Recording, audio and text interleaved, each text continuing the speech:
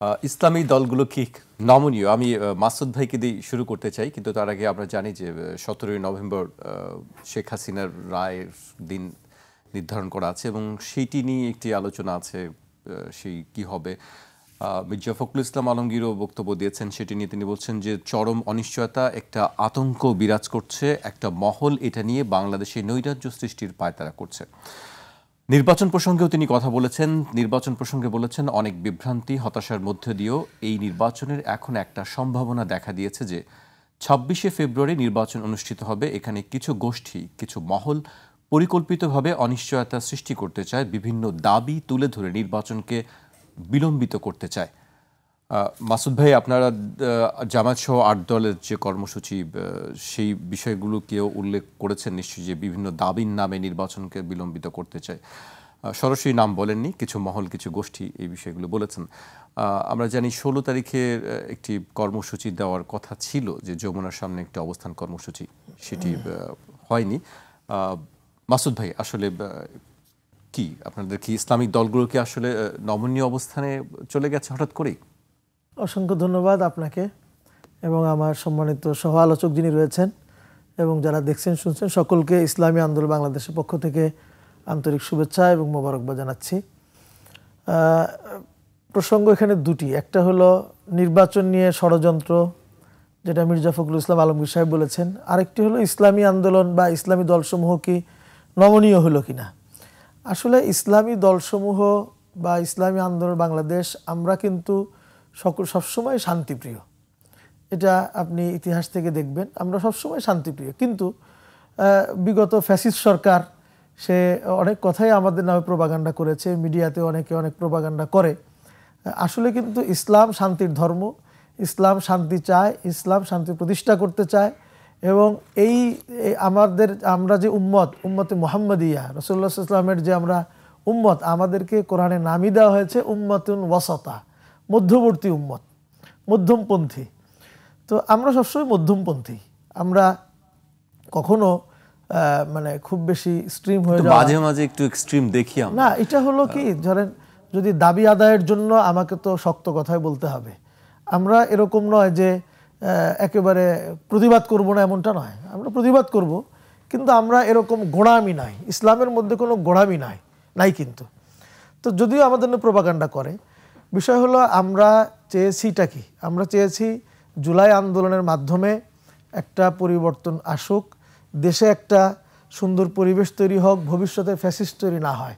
আমি এই গেজেটটা সাথে ছিলাম, আমি এক জায়গায় কাজে একটা প্রোগ্রামে, নির্বাচন কমিশনের সঙ্গে সংলাপ ছিল আপনাদের। গেজেটটা আমার সাথে করে নিয়ে এসেছি। দেখেন, গেজেটের মধ্যে প্রথম পৃষ্ঠায় আমাদের প্রধান উপদেষ্টা ভাষণ দেওয়ার পরে যেটা গেজেট আকারে প্রকাশ করা হয়েছে, ওইখানে দেখেন লেখা আছে, কিন্তু প্রথম পৃষ্ঠাতেই আছে, যেহেতু রাষ্ট্রীয় সংস্কার সাধনের মাধ্যমে সুশাসন, গণতন্ত্র ও সামাজিক ন্যায় বিচার প্রতিষ্ঠা এবং কর্তৃত্ববাদী ও ফ্যাসিবাদী শাসনের পুনরাবৃত্তি রোধ করিবার উদ্দেশ্যে, এটা কিন্তু একটা সিগনিফিক্যান্ট, যে কর্তৃত্ববাদী ও ফ্যাসিবাদী শাসনের জন্য পুনরাবৃত্তি না হয়, এটা করার জন্যই এই গেজেট, এই যাবতীয় আলোচনা বা আয়োজন।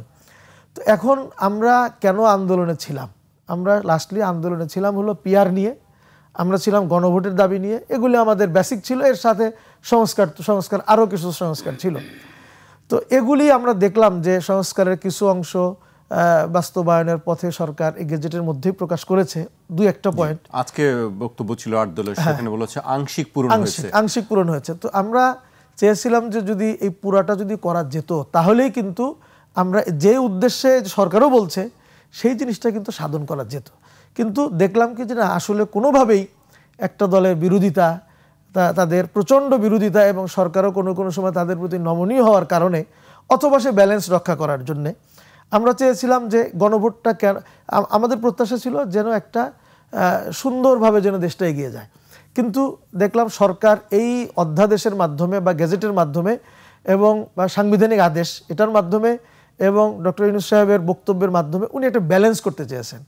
আসলে ব্যালেন্স দিয়ে তো সবসময় হয় না। আপনি যদি মনে করেন এলাকার চোর ঢুকেছে, ডাকাত ঢুকেছে, আপনি তাদের সাথে বসে আপোষ রফা করে একটা ব্যালেন্স করবেন, এটা তো হয় না। চোর ডাকাত আপনাকে তাড়ানি দিতেই হবে, আপনাকে কোনোদিন যেন চোর ডাকাত ঢুকতে না পারে সেই ব্যবস্থা আপনি করতে হবে। আপনি আপোষ করেন, ব্যালেন্স করে, তাহলে তো হয় না। আমরা চেয়েছিলাম গণভোটটা, পিআরের কথা তো আগে বলেছি, বহুবার বলেছি, নতুন করে বলতে চাই না আজকে। পিআরটা যদি হতো তাহলে একটা ব্যালেন্স অফ পাওয়ার হইতো, এক নিম্ন কক্ষে, সেখানে উচ্চ কক্ষে দিয়েছে, এর জন্য আমরা ওয়েলকাম জানাই। নিম্নকক্ষের দাবিটা কি আপনারা ছেড়ে দিচ্ছেন? না, আমরা ছেড়ে দিইনি, আমরা এখনো আমাদের দাবিতে আসি যে আমরা এখনো মনে করি যে সরকারের শুভবুদ্ধির উদয় হোক, নিম্ন কক্ষেও তারা করুক, এটা অসম্ভব কিছু না। এভাবে যেভাবে করেছে ওভাবে করতে পারে। আর দ্বিতীয় বিষয় হলো গণভোট। গণভোটটাও আমরা আগে চেয়েছিলাম, এটা খুবই যৌক্তিক। সরকার প্রধান উপদেষ্টা বক্তব্যের মধ্যে বলেছেন সাশ্রয় করার জন্য, সাশ্রয়ী হবে একই দিনে ভোট করলে।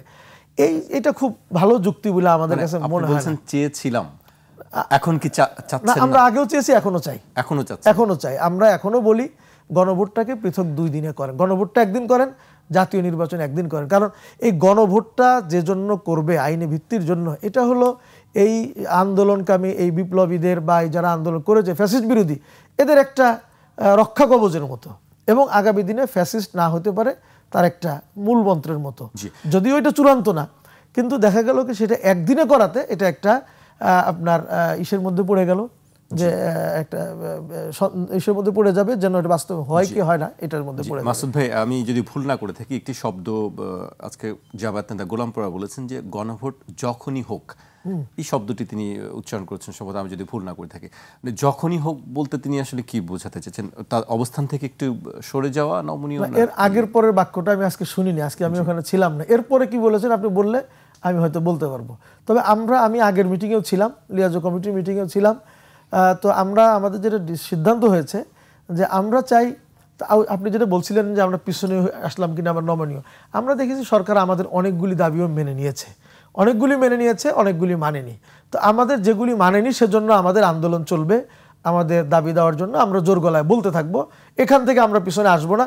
এবং এই আমাদের দাবিগুলি না মানার কারণে দেশের যদি 12টা বাজে ক্ষতি হয়, কিংবা এই জুলাই সনদ যদি হুমকির মধ্যে পড়ে, এবং যদি সংস্কার যেগুলি হচ্ছে না বা এগুলিকে, এই যে 4টা পয়েন্ট দিয়েছে, 4টা পয়েন্ট দেওয়ার কারণে কিন্তু এটা একটা সংশয়ের মধ্যে পড়ে গেছে। এটার দ্বারা যদি ক্ষতি হয় তাহলে এটা যারা বাস্তবায়ন করলেন না, যারা বিরোধিতা করেছেন তাদের দায় থাকবে। আরেকটা কথা আপনি বলেছেন, আমি অল্প শর্টে শেষ করে দিই, সেটা হলো মির্জা ফখরুল ইসলাম আলমগীর সাহেবের বক্তব্য। উনি একটা দলের মহাসচিব, কিন্তু ওনার বক্তব্য আমার অনেক দিন যাবতই আমার কাছে খুব বেশি গ্রহণযোগ্য মনে হয় না। কারণ ওনার বয়োজ্যেষ্ঠতার কারণে হোক, কিংবা উনি আওয়ামী লীগের প্রতি কিছুটা দয়া দাক্ষিণ্য কোনোদিন গ্রহণ করেছেন কিনা আমি জানি না, এটা তো প্রকাশ্যে কিছু হয়নি। আপনার কাছে কেন এটা মনে হচ্ছে? অনেক কারণে আমার অনেকগুলি কারণ আমি মনে করি। আমি যখন এই ফ্যাসিস্ট আওয়ামী লীগ ছিল, তখনও বিএনপির চিন্তা ভাবনার সাথে মির্জা ফখরুল ইসলামের চিন্তা ভাবনার সাথে আমার কাছে ডিফার মনে হইতো। আমার কাছে মনে হয়েছে একটা আন্দোলন চরম পর্যায়ে গিয়েছে, ফ্যাসিস্টটি হটানো যায়, কিন্তু উনি এমন একটা কথা বলেন যেই কথার দ্বারা দেখা যায় যে এটা আওয়ামী লীগের পক্ষে চলে যেত। আপনি দেখেন এই আন্দোলনে, বিরাট আন্দোলন হইল জুলাই আন্দোলন, উনি বললেন কি এই আন্দোলনের সাথে আমরা নাই, ছাত্ররা এই আন্দোলনের সাথে জড়িত। কেন এই কথা বলতে হবে কেন? সে চুপও থাকতে পারতো। এগুলি বলে আমরা দেখেছি বিভিন্ন সময়। দেখেন আপনি 28 অক্টোবর যেটা একটা আন্দোলন হলো, সব দল পৃথক পৃথক আমরা করলাম, ওই দিনও কিন্তু উনি চট করে ওদিকে হচ্ছে গন্ডগোল হচ্ছে, আপনি তো পারতেন এটাকে প্রোটেক্ট করার জন্য একটা স্বেচ্ছাসেবক গ্রুপ তৈরি করে একটা প্রোটেক্ট করে আপনি থাকতেন মাঠে, ওনারা চট করে সমাবেশটা অফ করে দিলেন। তো এই সমস্ত আমরা অনেক সময় দেখেছি যে খোলা যখন গরম হয় চট করে ওনারা পানি ছেড়ে দেন। তো এরপরে দেখেন আপনি এই যে মির্জা ফখরুল ইসলাম আলমগীর সাহেব, উনি একবার বলেন যে ডক্টর ইউনূস সাহেব আমাদের সাথে প্রতারণা করছে, আবার উনি বলেন ওনার মধ্যে আমরা জিয়াউর রহমানের প্রতিচ্ছবি দেখতে পাই। আবার সেদিন কি বললেন যে আওয়ামী লীগের তাদের ভয় নাই, তাদের মামলা আমরা তুলে নেব। এই যে কথার মধ্যে দ্বিচারিতা এবং বিভিন্ন ধরনের, এই জন্যে আমি এখন ওনার বক্তব্যটাকে খুব বেশি কোট করতে চাই না, ওনার ব্যাপারে খুব বেশি আমার মন্তব্য আমি নিতে চাই না মাথায়।